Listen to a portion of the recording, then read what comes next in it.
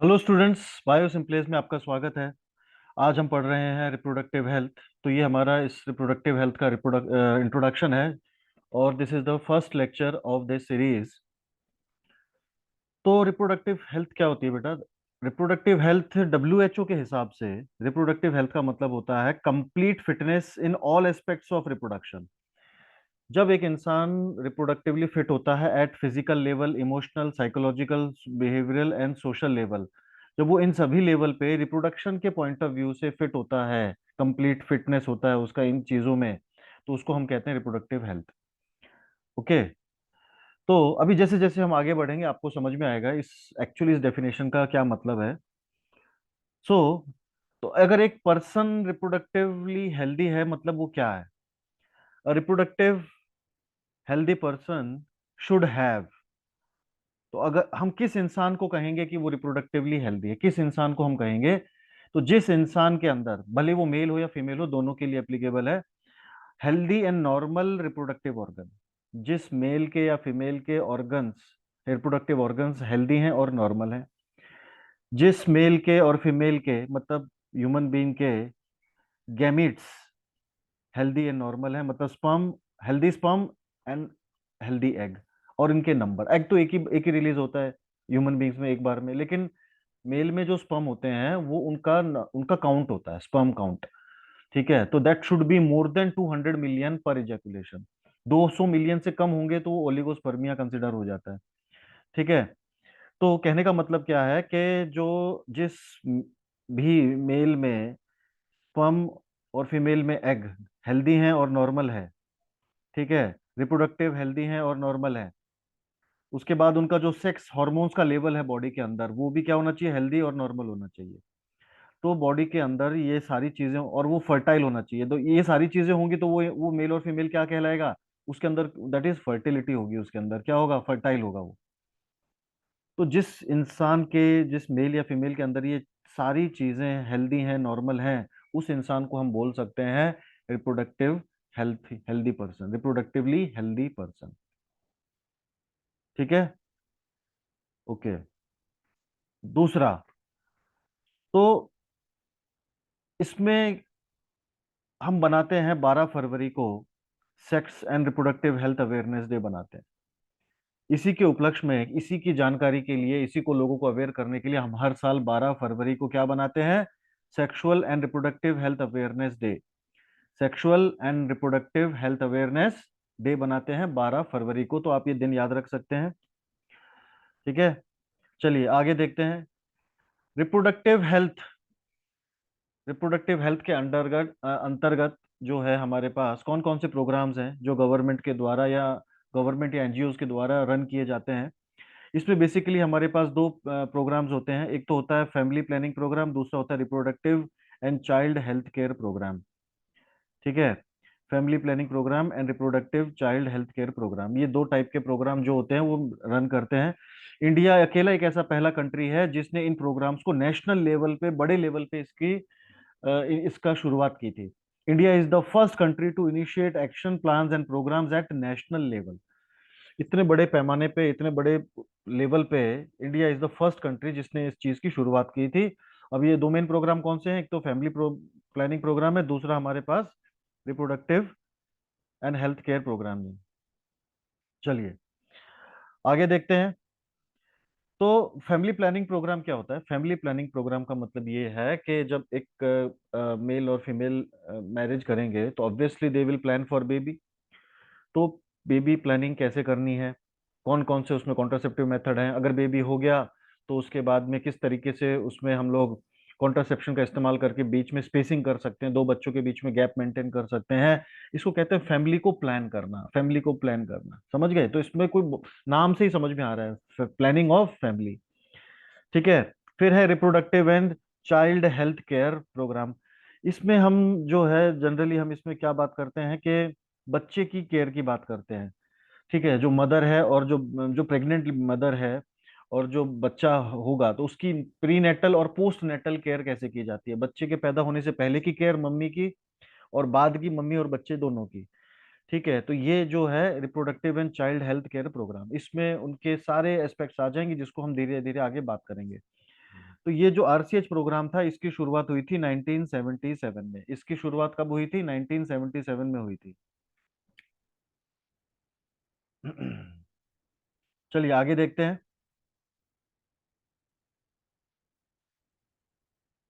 अब आते हैं aims of reproductive health programme.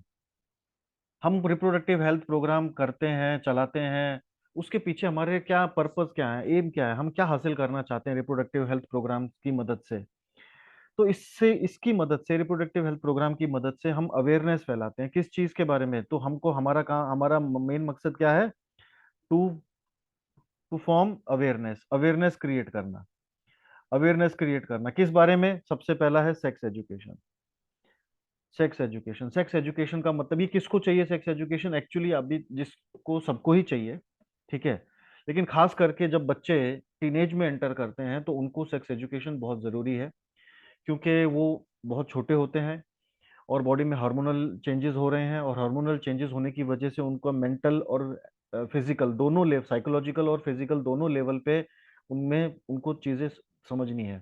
ठीक है, कि भाई क्या क्या परिवर्तन आ रहे हैं, इन चीजों में हमने कैसे, इसको कैसे हैंडल करना है, कैसे इन सिचुएशंस के बारे में हमारी उनको पूरी जानकारी होनी चाहिए। इसी को कहते हैं सेक्स एजुकेशन। तो जब हार्मोनल लेवल चेंज होगा, हार्मोन चेंज होंगे बॉडी के अंदर या बढ़ेंगे सेक्स हार्मोन्स, तो उससे शारीरिक और मानसिक जो है बदलाव आते हैं बॉडी के अंदर। तो ये सेक्स एजुकेशन किसके द्वारा दी जानी चाहिए? प्रोफेशनल्स, या तो प्रॉपर डॉक्टर के द्वारा, या पेरेंट्स, या क्लोज रिलेटिव्स, या फिर टीचर्स, कंसर्न टीचर्स। तो यही, इन्हीं लोगों के ऊपर जिम्मेदारी है कि वो बच्चे को सेक्स एजुकेशन प्रॉपर टाइम पे प्रोवाइड करें।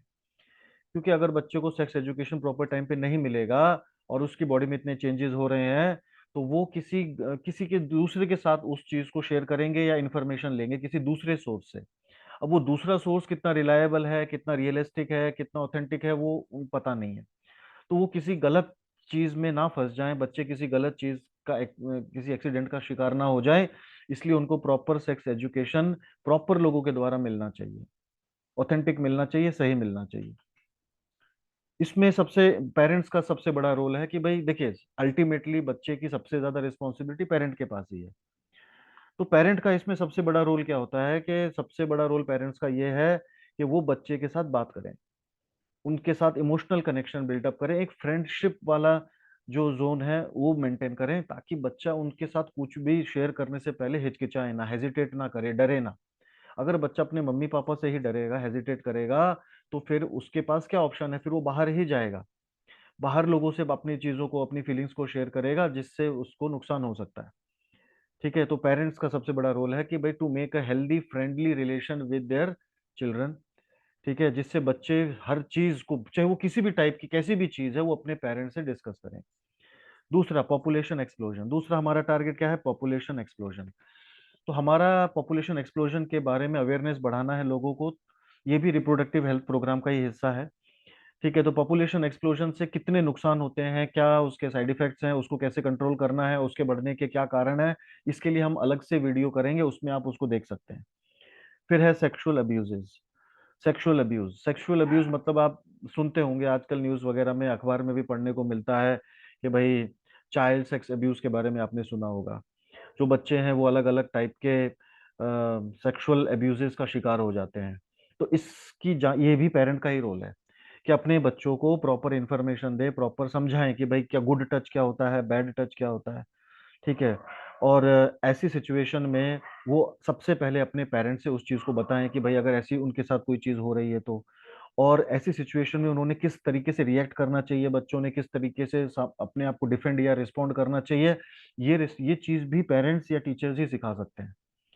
ठीक है, टीचर्स भी अपने लिमिट में ही कुछ सिखा सकते हैं, लेकिन पेरेंट्स जो है, उनके वो बच्चे हैं तो वो उनको और अच्छे से कनेक्ट करके और अच्छे से उन चीजों को एक्सप्लेन या समझा सकते हैं। तो सेक्सुअल अब्यूजेस बहुत सीरियस कंसर्न है सोसाइटी का। तो इसके लिए प्रॉपर नॉलेज होना बहुत जरूरी है। मम्मी पापा ने ही बच्चों को वो नॉलेज देना चाहिए। ठीक है, कि कुछ भी ऐसी कोई भी वारदात या कोई भी चीज होती है, by knowing an unknowing person, please tell us. अगला जो पॉइंट है, सेक्सुअल डिस्क्रिमिनेशन।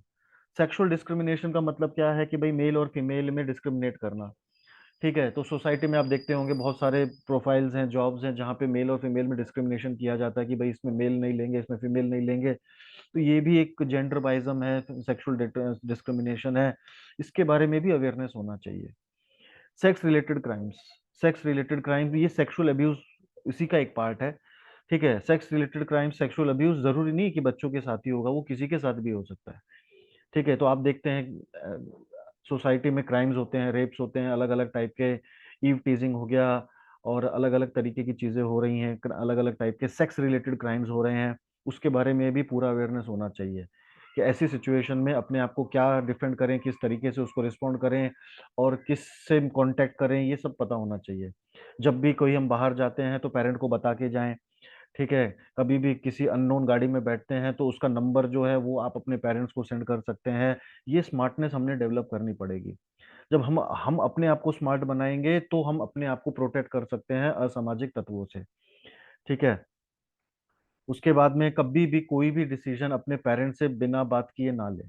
अगर आप किसी प्रॉब्लम में हैं तो पेरेंट्स से डिस्कस करें। ठीक है, किसी भी टाइप, ठीक है चलो हो गई गलती, कोई बात नहीं, लेकिन एटलीस्ट कम से कम आपके पेरेंट्स आपको कुछ सोल्यूशन देंगे, उससे कंडीशन से बाहर निकालने में आपकी मदद कर सकते हैं, अगर ऐसी कोई चीज हो रही है तो। ठीक है, फिर अगला जो पॉइंट है STD, sexually transmitted disease, disease prevention and control. अब आप जानते हैं कि सेक्सुअल एक्टिविटी की वजह से बहुत सारी खतरनाक बीमारियां होती हैं जिनका कोई इलाज भी नहीं है, और उनसे दर्दनाक मौत होती है। ठीक है, तो सेक्सुअली ट्रांसमिटेड डिजीज क्या है, कैसे फैलती हैं, इनसे कैसे बचा जा सकता है, इसके बारे में प्रॉपर जानकारी होना बहुत जरूरी है।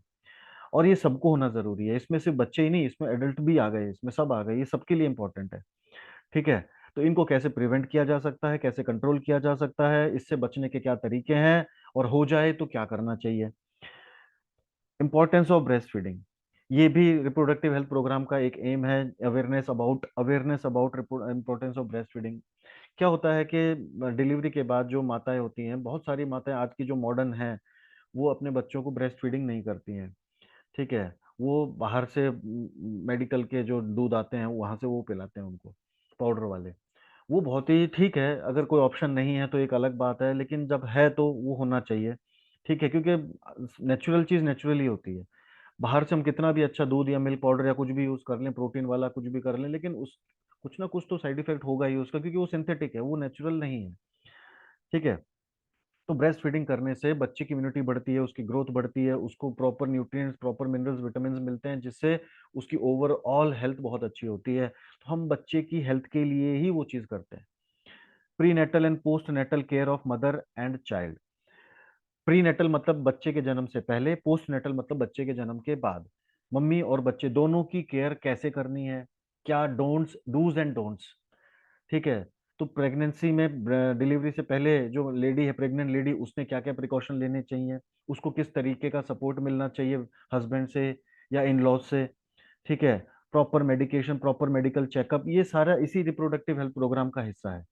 फिर डिलीवरी के बाद फिर माँ माँ या और बच्चे की कैसे केयर करनी चाहिए, ये सबके लिए है, ये फीमेल के लिए भी है, मेल के, क्योंकि मेल भी, जो फादर है, जो हस्बैंड है, वो भी तो अपनी वाइफ की केयर करेगा, वो भी तो उसकी भी तो कोई रिस्पॉन्सिबिलिटी है। तो उसने क्या, उसका क्या रोल है।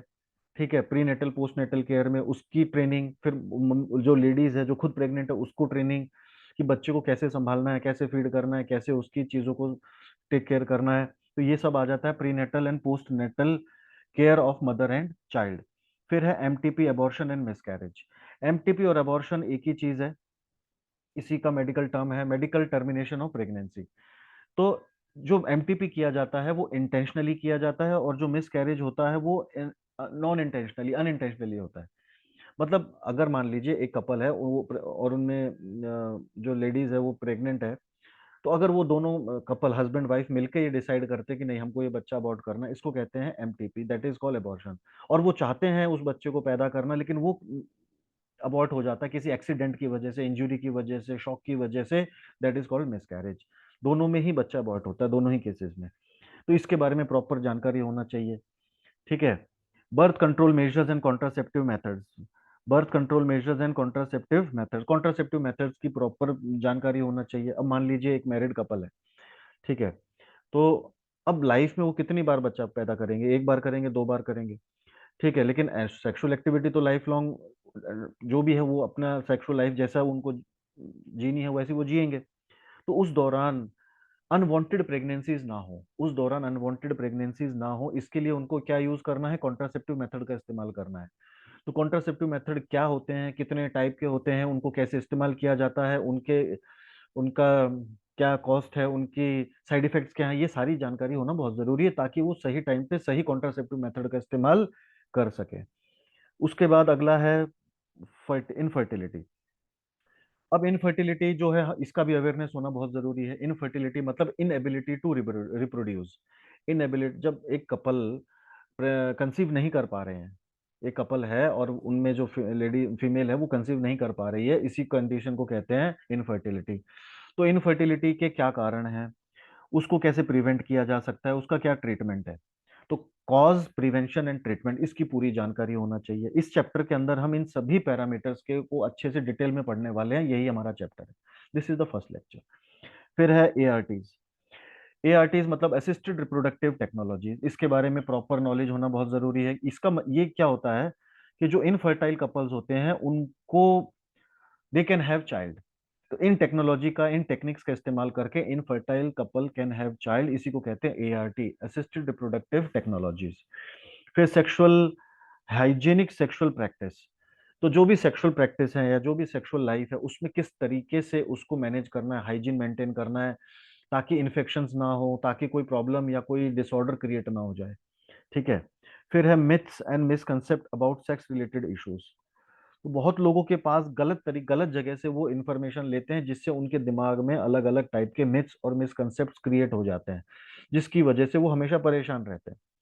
ठीक है। तो सही चीज सही, अगर किसी को कोई इन्फॉर्मेशन चाहिए तो ऑथेंटिक आदमी से इन्फॉर्मेशन ले। अगर हम मैथ को मैथ के टीचर से पढ़ेंगे तो ही वो अच्छे से समझ में आएगा, अगर एक हिस्ट्री वाला मैथ सिखाने लग जाए तो काम नहीं बनेगा। तो हमेशा जो प्रोफेशनल है, जो उस चीज की जानकार है, अब ये एक हार्ट का ऑपरेशन कौन करता है, कार्डियोलॉजिस्ट ही करता है। अब वही ऑपरेशन अगर कोई गायनेकोलॉजिस्ट करने लग जाए हार्ट का, तो वो अलाउ ही नहीं करेंगे और वो करेंगे भी नहीं, क्योंकि वो इतने मेच्योर हैं कि उनको। तो कहने का मतलब क्या है कि कोई भी जानकारी एक प्रोफेशनल, एक उस फील्ड के जो एक्सपर्टीज है उनसे वो चीज होनी चाहिए। ठीक है। तो ताकि कोई मिसकंसेप्ट या कोई गलत या मिथ कोई हमारे दिमाग में क्रिएट ना हो सेक्स रिलेटेड या रिप्रोडक्टिव इश्यूज को लेकर के। तो ये हमारे बेटा ये हमारे एम थे। अब इन सभी चीजों के बारे में क्या करना है, हमको अवेयरनेस चाहिए। और वो अवेयरनेस किससे मिलेगी, हेल्थ रिप्रोडक्टिव प्रोग्राम से, रिप्रोडक्टिव हेल्थ प्रोग्राम से ही हमको ये सारी चीजों की अवेयरनेस मिलती है। फिर आगे हम बढ़ते हैं।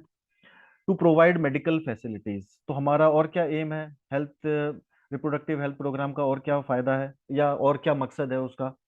तो हमको मेडिकल फैसिलिटीज प्रोवाइड करनी है, किस चीज के लिए, pregnancy, delivery, STD, abortion, menstruation, infertility. तो ये जितने भी अलग अलग पैरामीटर हैं या जो जो अलग अलग हमारे कह सकते हैं हम इसको इश्यूज हैं, इन सभी के लिए प्रॉपर मेडिकल फैसिलिटी होना चाहिए ताकि प्रॉपर सोल्यूशन मिले और परमानेंट सोल्यूशन मिले। अगर मेडिकल फैसिलिटीज नहीं होंगी तो इससे क्या होगा कि मैटरनल और फेटरनल दोनों लाइफ को खतरा हो सकता है। डिलीवरी जो है वो स्मूथ नहीं होगी, उसमें कुछ कॉम्प्लिकेशन आ सकता है अगर मेडिकल फैसिलिटीज प्रॉपर नहीं हुई तो। एसटीडीज की वजह से लोग ज्यादा मरने लग जाएंगे, एबॉर्शंस अपने मिसकैरेजेस होने लगेंगे, मेंस्ट्रुअल इरेगुलरिटीज या मेंस्ट्रुअल प्रॉब्लम्स फीमेल को फेस करने पड़ेंगे। तो अगर प्रॉपर डॉक्टर्स हैं, स्पेशलाइज्ड डॉक्टर हैं, प्रॉपर मेडिकल फैसिलिटीज हैं, तो इन सभी अलग अलग पॉइंट्स के अंदर, इन सभी अलग अलग इश्यूज के अंदर प्रॉपर सोल्यूशन मिल सकता है पर्सन को। ठीक है। तो प्रॉपर मेडिकल फैसिलिटीज, ये किसका हमारा एम है, ये किसके, this is the aim of reproductive health program. Marriageable age को बढ़ा देना, रेज द मैरिज। पहले क्या था, 18 साल लड़कियों के लिए एज थी और लड़कों के लिए थी 21 ईयर्स, अभी दोनों के लिए 21 हो गई है। तो एट प्रेजेंट दोनों की मैरिजेबल एज कितनी है, 21, पहले ये वाला आंकड़ा था। तो जब क्या होता है कि जब थोड़ी ज्यादा एज में शादी होती है तो उससे मेच्योरिटी आती है दोनों के अंदर। दोनों को पता है हमको क्या चाहिए, दोनों को पता है कि क्या करना है, वो अपने ओवरऑल सिचुएशन को देख करके फैमिली प्लानिंग कर सकते हैं। लेकिन अगर कम एज में शादी होगी तो नॉलेज उतनी है नहीं, मेच्योरिटी उतनी है नहीं, ना ही सोसाइटी की नॉलेज है, ना ही कोई किसी। तो उससे क्या होगा कि they can create mess in their life.